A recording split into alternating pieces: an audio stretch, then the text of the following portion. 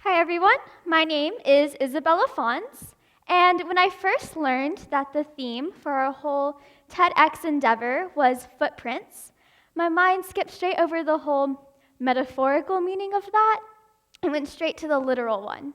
And what I mean by that is when you run, you quite literally make footprints in the ground. Whether it's your spikes digging holes in the mud in a cross-country race, or you're simply running on the pavement and you step in a puddle and your remaining steps are marked in the ground, you make footprints. But I'll get back to that later. First, I did just want to address that although most TED Talks utilize some sort of study or research or quantitative information, I don't have any of that for you guys today, but what I do have is a story, and that's okay. Because as Brené Brown has said, a story is just data with a soul. So today, I have a little bit of data with a lot of soul. So my story gets started back when I was a freshman, the summer before my first year of high school. I was a tiny little thing. I was 4'11", unlike 5 foot like I am right now, so just absolutely small. And I was just obsessed or infatuated with this goal that I had that I was going to run at the Nike Cross Nationals Cross Country Championship in Portland, Oregon, which only 200 girls a year qualify for. Easy goal, right? And so this is a picture of me at Nationals that year. That's right, it's just the course because I wasn't there. And now that you know the end to my stellar freshman cross-country season, we're gonna go back to the beginning. So, little freshman me believed that a goal without a plan was a dream that's a sham. And so the way I was going to approach my extremely attainable goal was to run myself right into the ground. And run myself into the ground I did every morning that summer. I would wake up and I would picture myself at Nike Cross Nationals and I would go to practice and run as hard as I could. And maybe even go home and run some more. In fact, there was this 2.56-mile loop that we would run every Friday.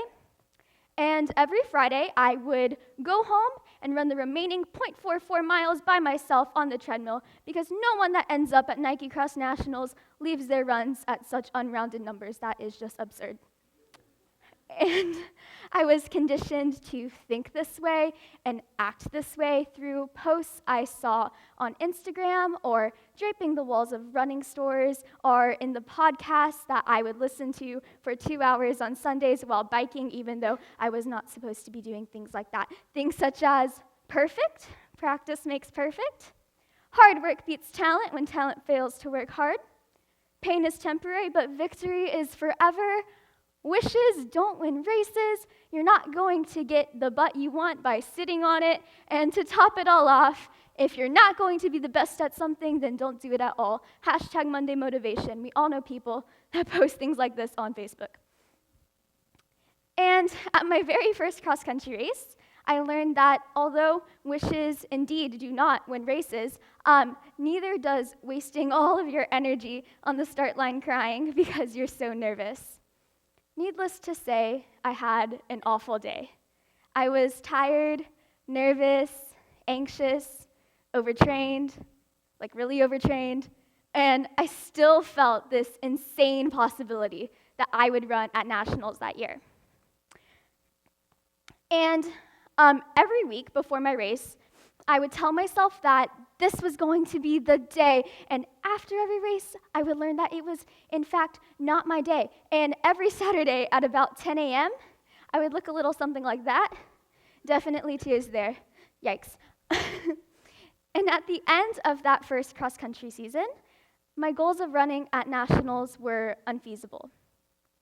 I could barely do our workouts anymore, and even that easy 2.56-mile loop in which I would still go home and run the extra 0.44 miles by myself was treacherous to even think about jogging. A terrible season by any explanation, all caused by this extraneous internal pressure I put on myself to be the best at something, to be perfect at something. And so the next season, I was a sophomore. I was 5 feet tall at this time. I had stopped caring if I was a good runner. I figured I had hit the bottom the year before and there would be no chance at nationals ever, which is still kind of true. But with that season, I didn't go home and run the extra 0.44 miles after running the loop. I didn't absorb the running store posters that afflicted my good judgment, and to put it quite simply, I stopped caring if I was a good runner, because why should I care if I wasn't going to be the best at something? But without all of the pressure or pursuit of perfection, I had an amazing season. Not nationals caliber, but I placed at some races, and I didn't cry before races, and I didn't start to dread Fridays unlike every other high schooler in the country because I was so nervous to race the next day. And most importantly, I had a lot of fun. My Saturdays at 10 a.m. went from looking like this to looking like this, smiling, sometimes with the medal, and I had fun after like a normal person, like you can see here with our event manager, Kirsten, though I don't really know what we were doing.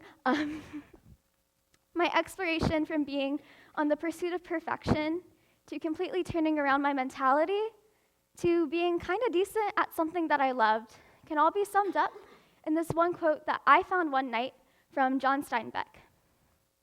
And now that you don't have to be perfect, you can be good. And in hindsight, I wonder, what if that quote, now that you don't have to be perfect, you can be good, was draping the walls of running stores or on Instagram? Would I have gone to nationals my freshman year, or at least not cried before every race? Running in high school didn't lead me to where I thought it would. I ran away from self-inflicted stress and pressure and toward learning to love myself and celebrate myself. So, everyone in this audience knows a self-proclaimed perfectionist or is a self-proclaimed perfectionist, but what I don't think most people realize is that perfectionism is just a euphemism for a mental trap. It is evident in so many mental disorders, anxiety, OCD, eating disorders, and it is also evident in so many normal aspects of life. The adult who will work 14-hour days just to satisfy their boss, but will sacrifice family dinners at the table, or the student who will get into MIT but not Stanford will feel dumb, or the author who has written 17 books but hasn't even tried to publish one due to fear of rejection, or the artist who keeps painting the same painting over and over but just gets tired and stops making art, or the playwright whose play will never come to fruition on stage because their play is never right. Okay, so now you may be wondering, how do I just stop being a perfectionist? Do I just throw in the towel or give up or aim for something lower than I know that I can do? And the answer is no. You don't do any of that. Breaking free from perfectionism isn't about being perfect at not being perfect. Breaking free from perfectionism isn't about mediocrity or ceasing to work hard.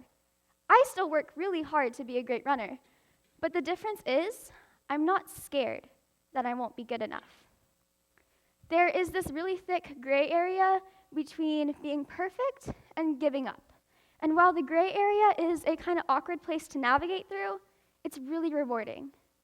The gray area is about recognizing little successes here and there and using that as motivation to keep going. It's about recognizing that once you recognize your little successes, it all kind of culminates into one really big success. It's about maybe failing at reaching a big goal, but still having the courage to resolve.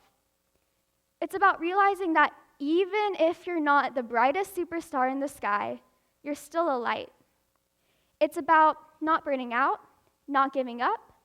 It's about finding new paths, and it's about having a little bit of fun along the way. And in the end, we don't look up to perfectionists. We don't look up to people who will degrade themselves or spend all of their time complaining as someone that we want to be, because most of the time, we don't even know that perfectionism is the cause of their anxious behavior.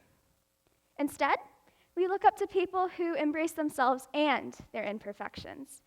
We look up to people who are a little bit quirky or weird because that's what makes us human. And we weren't born to be perfect. We were born to be ourselves.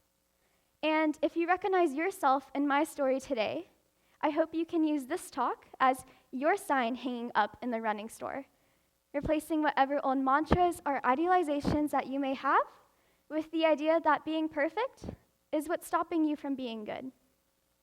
And instead of finding the perfect symbolic metaphor or ending or pun to end my talk today, I figured that just stopping here was good enough. Thank you.